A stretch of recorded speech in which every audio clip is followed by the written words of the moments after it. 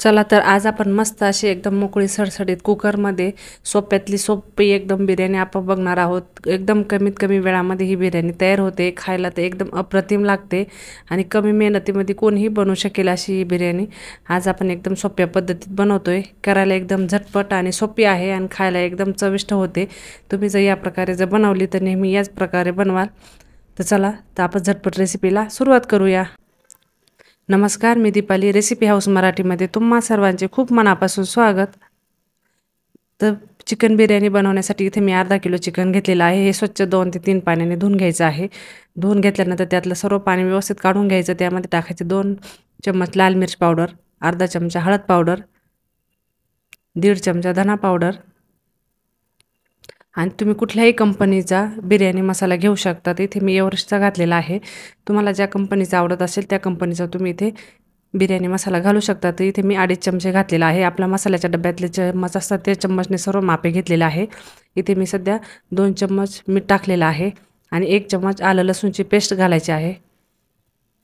आता इथे मी एक छोटी वाटी दही घेतलेला आहे।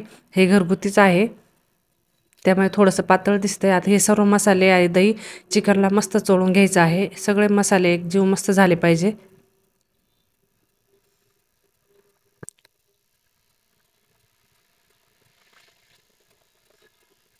तर बघा मस्त चिकनला याचं कोटिंग झालेलं आहे। आता आपण जोपर्यंत याचं सामान करतोय तोपर्यंत त्याला मॅरिनेट होऊ द्यायचं आहे, जास्त वेळ ठेवायची गरज नाही। तिथे मी मध्यम आकाराचे 3 कांदे घेतलेले आहे। तर आपण याचे पातळ स्लाइस कापून घेऊया।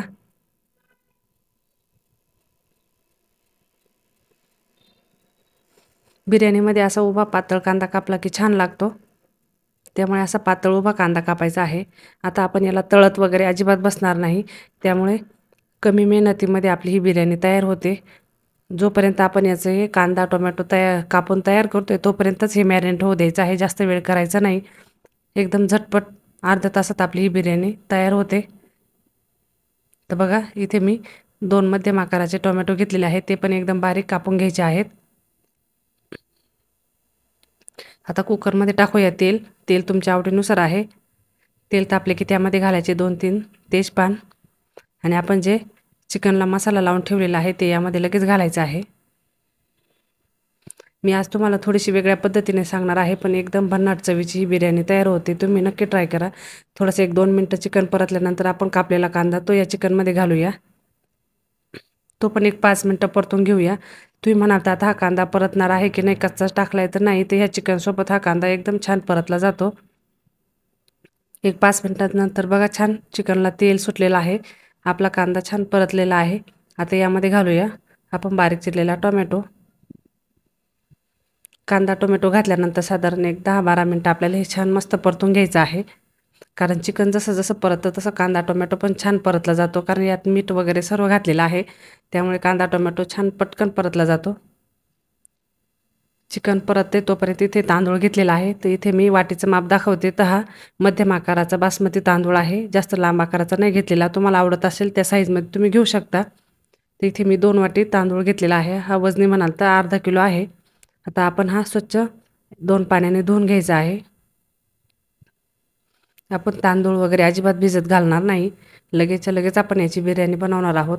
ना मॅरिनेट करायला ठेवणार आहे आणि ना तांदूळ भिजत घालणार आहे। तर बघा स्वच्छ धुवून घेतलेला आहे।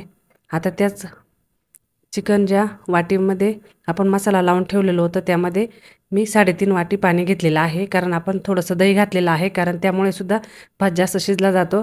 तर तुम्ही 2 वाटीला 4 वाटी पाणी घालायचं आहे, पण आपण दही घातल्यामुळे ते 3.5च वाटी पाणी घेतलेलं आहे। हे माप लक्षात ठेवायचं, म्हणजे एकदम मोकळी सडसडीत आपली बिर्याणी तयार होते।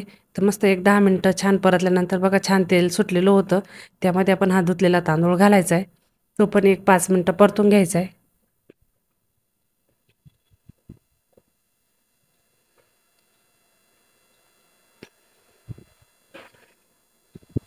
बिर्याणी करायची म्हणलं का खूप टेन्शन येतं, मग दम द्यायचा, भात शिजवायचा, पण ही अशी जर केली तर चव पण एकदम छान लागते। आपण चिकन या तांदळासोबत शिजवल्यामुळे तांदळाला पण एकदम वेगळा स्वाद येतो आणि बिर्याणी करायला पण सोपी आणि खायला पण एकदम झटपट। भरपूर जणांना बिर्याणी आवडते, पण करायमुळं आपण बऱ्याच वेळा टाळतो, पण ह्या पद्धतीने जर केली तर अजिबात वेळ लागणार नाही, अर्ध्या तासात आपली बिर्याणी तयार होते। तांदूळ एक 5 मिनटं परतल्यानंतर आपण जे पाणी मोजून ठेवलेलं होतं ते पण यामध्ये घातलेलं आहे.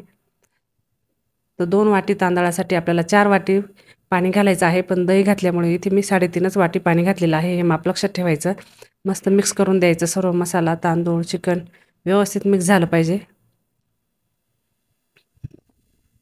आता या ठिकाणी मी थोडासा पुदिना आणि कोथिंबीर बारीक कापून टाकलेली आहे. तर तुम्ही दळूनसुद्धा चिकनसोबत मिक्स करू शकता. तर इथे मी ही कापूनच टाकलेली आहे. बिर्याणी म्हणलं की पुदिना आलाच पाहिजे, कारण पुदिन्याशिवाय बिर्याणीला स्वाद येत नाही. नसेलच तर काही हरकत नाही, पण असेल तर एकदम उत्तम. त्यामध्ये घालायचं आहे 1 मोठा चमचा साजूक तूप घालायचं आहे. आणि आपण आता यामध्ये परत थोडंसं मीठ घालणार आहे, कारण आपलं बिर्याणी जास्त आहे. आपण सुरुवातीला थोडंच मीठ घातलेलं होतं. मी पुन्हा 1-1.5 चमचा घातलेला आहे. तुमच्या अंदाजानुसार, चवीनुसार तुम्ही मीठ घालू शकता. आता पुन्हा सर्व व्यवस्थित मिक्स करून द्यायचं आहे. मिक्स झालं की झाकण लावायचं आणि याला आपण 3 शिट्ट्या करून घ्यायच्या आहे.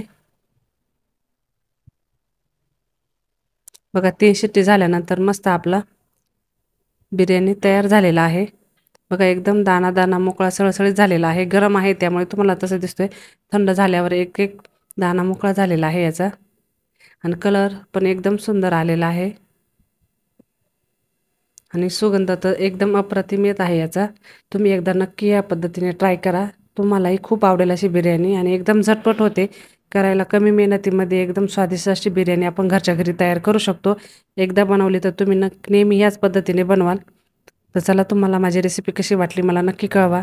आवडली तर लाईक करा, शेअर करा. माझ्या चॅनलला नवीन असाल तर सबस्क्राईब करायला विसरू नका. पुन्हा भेटू अशा छानच्या रेसिपीसोबत.